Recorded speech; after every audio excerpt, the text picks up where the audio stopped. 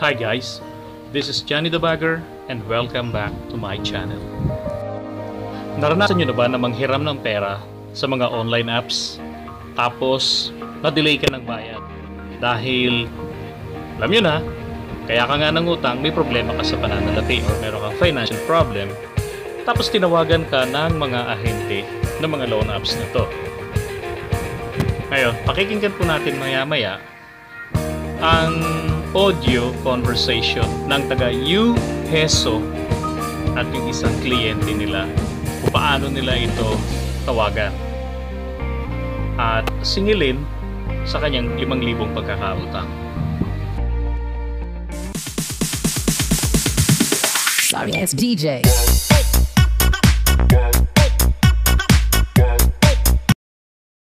Hello? Hello, Glenn. Greco? Sino sila? Oo, si Sherry Gomez to from UPESO. Hindi ka pa rin bayad hanggang ngayon? Hindi pa. Ano? Hindi pa? Bakit? Oo, bakit hindi ka pa rin nagbabayad? Hanggang ngayon, 8 araw ka na delayed. Ganun ba? Oo, hindi mo alam na na-delay ka ng 8 araw? Alam ko. O, alam mo pala, ba't hindi ka nagbabayad ng utang mo? May nakausap akong agent nyo na sa 15 pa mga pagbayad.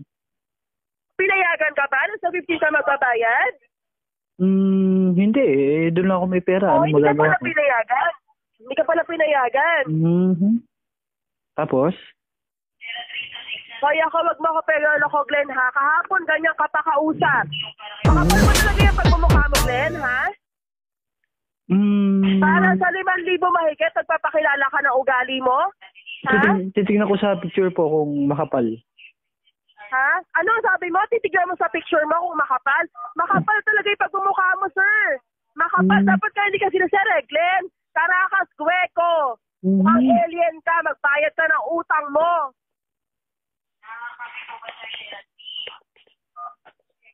O ano? Ang bastos nyo pa ho, no? Habang kausap po namin kayo kahapon, patutugtugan mo kami ng radyo. Diba? O, di kami nagsasayang ng load, ha? Para hindi ka sumagot-sagot na ng maayos sa pagbayad sa amin, okay? Load? Hindi ka ba unlegal? Bastos ka masyado. Bastos ka.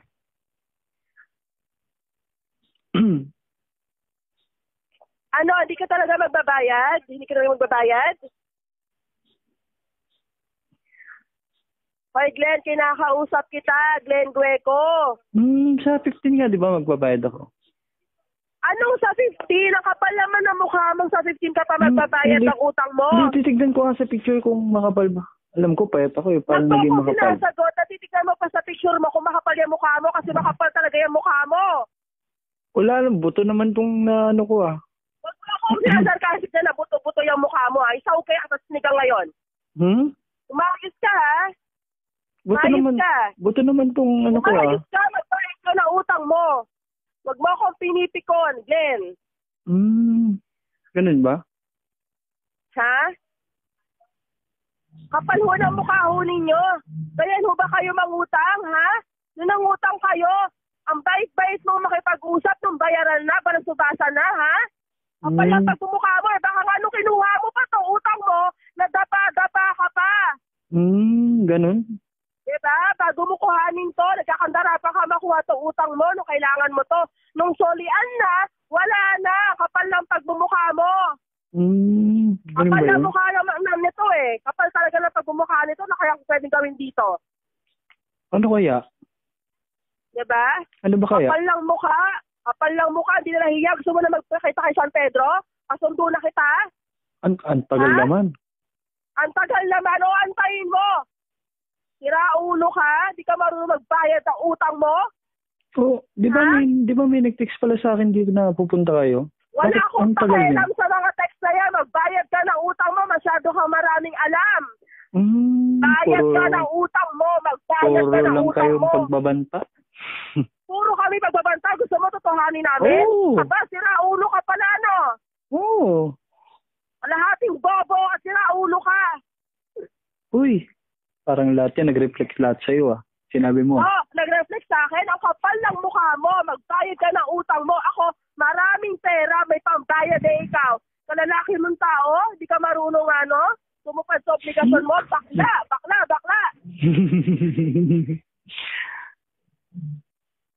Doon sa palengke maraming ganyan. Pwede ka doon, bagay ka marami doon. sa palengke ganito? Oo, sa palengke, nandun ka din, mukha kang bisugo eh. Nakakatawa ka na. Well, guys, ano nga ba ang customer service? Or what is customer service? Kasi kahit naniningil ka, nandun pa rin dapat ang konsepto ng customer service. Ang customer service dapat ay magkaroon sila ng magandang experience or wow experience sa pakikipag-usap sa atin.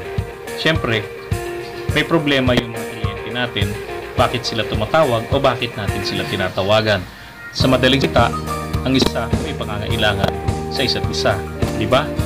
So, madelay man ang bayad nito, hindi man ito makabayad agad, kliyente nyo pa rin yan, at in the long run, dapat ang kliyente ay bumabalik-balik. Pero paanong mangyayari yun? Yun ay magmumula sa kanilang naranasan na tinatawag na wow customer service experience or exemplary customer service experience. Pero isa pang dapat na maisip nila, ano ba ang customer service? Well, another thing is not just resolving the customer's issue in a timely manner, but also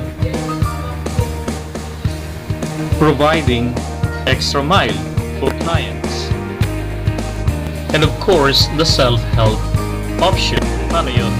Ito yung option na ibibigay sa kanila na makakapag-decide sila kung paano ang best way para sa kanila sila ay makabayad ng kanilang utang. Sa management ng mga telecollectors ng online apps, tinalo nyo na ang Globe. Dati ang Globe ang number 1 sa pinakabulok ng customer service. Ngayon, CCAP, again, I'm calling out, pakitingnan po ang issue sa mga local accounts. Lalo na ang tumalo, Globe, pagdating sa pinakabulok na customer service, ang mga loan apps na to. Biglang naalala ko tuloy yung ahente ko sa isang international account.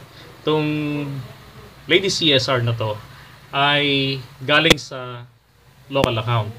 May tumawag sa kanya daw noon. Nagrereklamo dahil yung kanyang load na 500 pesos ay kinain. Alam mo ang sagot niya? Nag-empathy pang lokal-lokaan. Sabi niya, naku ma'am, pasensya na po kayo. Nararamdaman ko po kung ano yung pakiramdam ninyo na nawala yung inyong 500 peso load.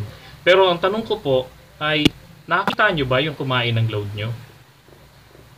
O, diba? Nakakatawa para sa atin, pero napakawalang hiya naman ang dating nun kung tayo mismo yung sinagot ng gano'n ng ahente. Thanks for watching. Please don't forget to subscribe, click like, and notification button para lagi kayong updated sa mga darating